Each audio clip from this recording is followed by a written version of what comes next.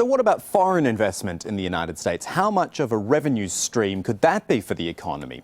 Well, we're going to tell you about an interesting scheme now which does bring in ad hoc chunks of cash, but it has a purpose far beyond that, and it hinges on the act of essentially buying a visa legally to live in the United States. It is a little-known visa called the EB-5, or more commonly the Investor Green Card. It was the result of the 1990 Immigration Act.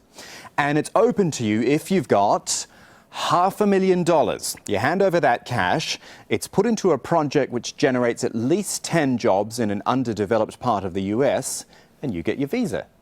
No surprise, though, that there are complaints about the scheme. Critics say it is open to manipulation, and such reforms are currently underway. But advocates say it was a lifeline to the real estate market during the financial crisis, and importantly, is a concrete job-creating tool. Well, our next guest runs a fund which puts money from the EB-5 visa program to work. He is Burke Edwards, Chief Operating Officer at the Texas Growth Fund Regional Center. Burke, tell me first up, where do you get most of your interest coming from? Which parts of the world? Mainly we're from the Middle East at this point. Historically, the program has obtained most of the investment money from China. I think behind China it was, Vietnam, South Korea. But recently, over the last 2 or 3 years, there's been a lot more people from the Middle East. Okay, and I mean, how positive has it been for your local economy? Obviously, we know the benefits for those who invest because they get their visa and they get to come to the United States. But what about the effect in the United States on your real estate market, for example, which has had a very rough few years, hasn't it? Well, we had a financial crisis in the United States in 07 and 08 where traditional sources of capital dried up for developers, and so they had to look elsewhere. One of the places they looked is to the EB-5 program and the immigrant investor dollar being deployed into their real estate projects. And so it has definitely been a big assist to real estate development in the United States over the last 8 years. More so than ever before, because traditional financing after the financial crisis made money hard to get, hard to borrow in the United States, and so this was a good avenue for developers. Okay, so I'm seeing the positives of it so far, and I would expect you to tell me about all those things.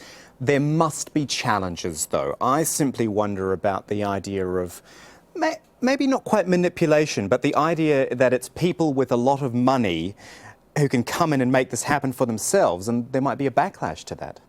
Well, let's just say anytime you're dealing with a government entity, there's going to be pitfalls and delays. And with the increase in the popularity of the program in the last 2 or 3 years, especially, there has been delays in paperwork being processed by USCIS, and the path to citizenship is taking longer than we think it should.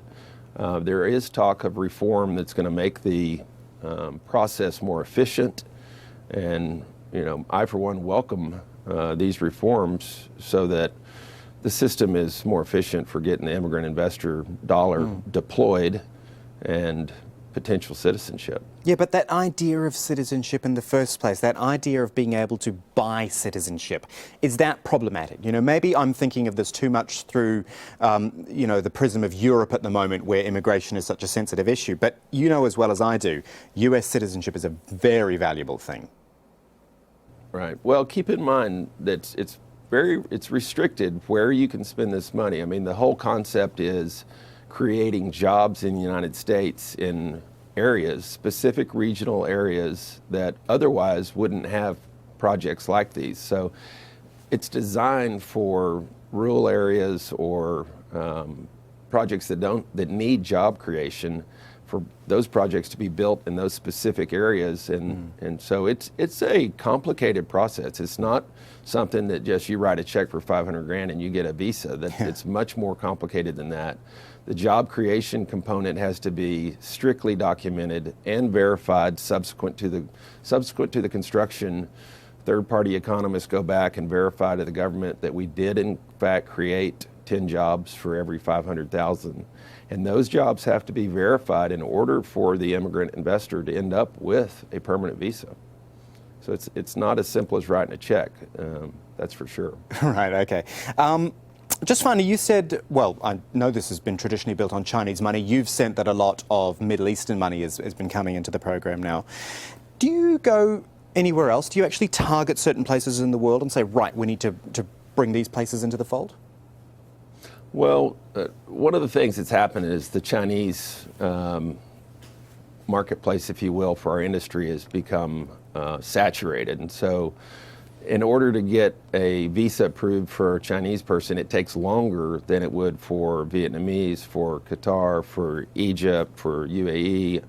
The other countries that are non-Chinese have their applications get through the system quicker. And so almost all regional centers are looking outside of China now.